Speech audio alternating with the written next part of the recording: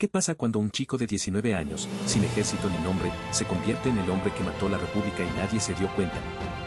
Veremos cómo un testamento en llamas cambió el destino de Roma antes de que el sol se pusiera. Descubrirás las listas de proscripción donde el nombre de Cicerón fue el primero en sangre y él no fue el último. Entenderás cómo un hombre que juró devolver el poder se convirtió en el único que lo tenía, sin usar la palabra emperador. Esto es solo el comienzo. Empezamos. Augusto no fue un rey. No fue un dictador declarado. Fue un hombre que desmanteló la República sin romperla y la reemplazó con una mentira elegante, la Restauración. Nacido Cayo Octavio, sobrino nieto de Julio César, su nombre no importaba al principio. Lo que importaba era su sangre. Cuando César fue apuñalado en el Senado, Augusto, entonces un joven de 19 años sin ejército, sin nombre en la historia, apareció con un testamento en la mano y una determinación férrea. No lloró. No huyó. Se presentó como heredero.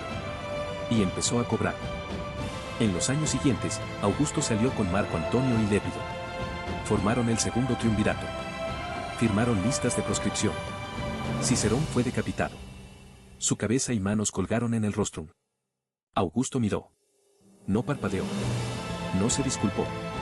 Esa fue su primera lección: el poder no se hereda. Se toma. Y se limpia con sangre. La batalla decisiva no fue en Roma. Fue en Accio, 31 a.C. Augusto, con su flota bajo Agripa, enfrentó a Marco Antonio y Cleopatra. No fue una guerra de ideales. Fue una guerra de hombres. Augusto ganó. Antonio se suicidó. Cleopatra, también. Roma quedó sola. Y Augusto, el único hombre que no tenía rival. Entonces, en el 27 a.C., hizo lo impensable. Se presentó ante el Senado. Dijo que devolvía el poder al pueblo. Que renunciaba a sus funciones extraordinarias. Si te está gustando, por favor, suscríbete, nos ayuda a seguir trayéndote más videos. El Senado, agradecido, le otorgó un nuevo nombre, Augusto. El Venerable. Y le dio el título de Princeps, el primero. No emperador. No rey. Princeps. Una palabra que sonaba a republicanismo. Pero él tenía el control del ejército, las finanzas, las leyes, las provincias, la religión. El imperio nació con un disfraz de democracia. El segundo triunvirato fue su primera máquina de poder. Junto a Marco Antonio y Lépido, firmó listas de proscripción, 300 senadores y 2000 caballeros condenados a muerte por su nombre, su riqueza, su lealtad. Augusto no se apartó. Firmó las órdenes. Vendió las propiedades de los muertos para financiar sus legiones. Cuando el Senado protestó, él calló. Cuando los ciudadanos lloraron, él no miró. Augusto sabía que el miedo es más eficaz que la lealtad. Y en ese silencio, mientras Roma se desangraba, él reforzó su base. No era un tirano. Era un arquitecto de la muerte como instrumento de Estado. La batalla de Accio no fue una victoria militar. Fue una victoria psicológica. Marco Antonio, seducido por Cleopatra, había perdido el rumbo. Augusto, en cambio, nunca se desvió. Enfrentó a su rival no con más soldados, sino con mejor propaganda. Acusó a Antonio de traicionar Roma por una reina egipcia.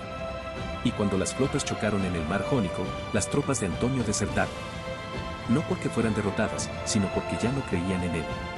Augusto no luchó contra un hombre. Luchó contra una imagen. Y ganó porque la suya era más fuerte, la de Roma, pura, ordenada, sin adulterios orientales. Augusto no conquistó un imperio. Reescribió el mito de Roma. En el año 27 a.C., Augusto devolvió la República. Lo hizo en el foro, ante el Senado, con solemnidad. Entregó los poderes. Se retiró.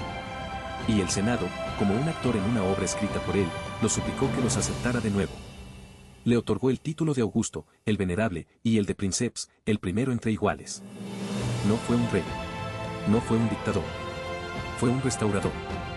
Y con esa farsa sagrada, concentró en sus manos el consulado, el tribunado, el mando militar, el control del tesoro, la aprobación de leyes.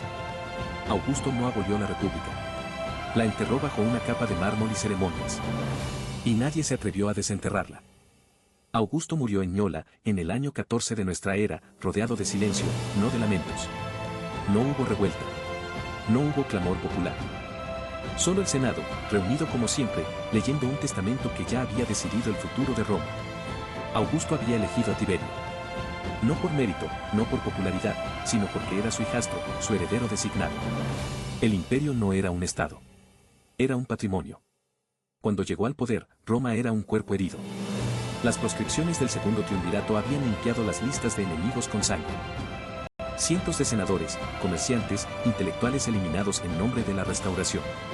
Augusto estuvo en el centro de eso. No fue un espectador. Fue el arquitecto. Luego, en Accio, en el 31 antes de nuestra era, derrotó a Marco Antonio y Cleopatra. No fue una batalla por ideales. Fue la última guerra civil. Y Augusto ganó. No como un general, sino como el único que quedaba en pie. Entonces, en el 27 antes de nuestra era, hizo lo que nadie más habría osado, fingió devolver la república. Se despojó de los títulos de dictador, entregó sus poderes al Senado, y el Senado, como un actor en una obra escrita por él, le otorgó el nombre de Augusto. Princeps. Primer ciudadano. No rey. No tirano. Un hombre que, por voluntad del pueblo, gobernaba con el poder de todos los cargos a la vez. Augusto no destruyó la república. La enterró bajo una fachada de mármol. Y entonces construyó. Roma, que él mismo describió como una ciudad de ladrillo, se convirtió en una metrópoli de templos, acueductos, foros, teatros. El Coliseo aún no existía, pero el templo de Marte Vengador sí. El Ara Pacis, erigida en su honor, celebraba la paz que él había impuesto. La Pax Romana no fue un regalo divino. Fue el producto de un ejército profesional de 250.000 hombres, pagados por el Estado. Leales solo al emperador. Augusto creó el sistema. Y lo sostuvo con impuestos, con leyes codificadas, con una burocracia que registraba nacimientos, muertes, tierras, tributos. Reformó el calendario, el séptimo mes lleva su nombre, Egastes. Su rostro estaba en las monedas. Su imagen, en las estatuas. Su nombre, en las inscripciones. Murió a los 75 años, tras 41 años de gobierno ininterrumpido. No fue asesinado.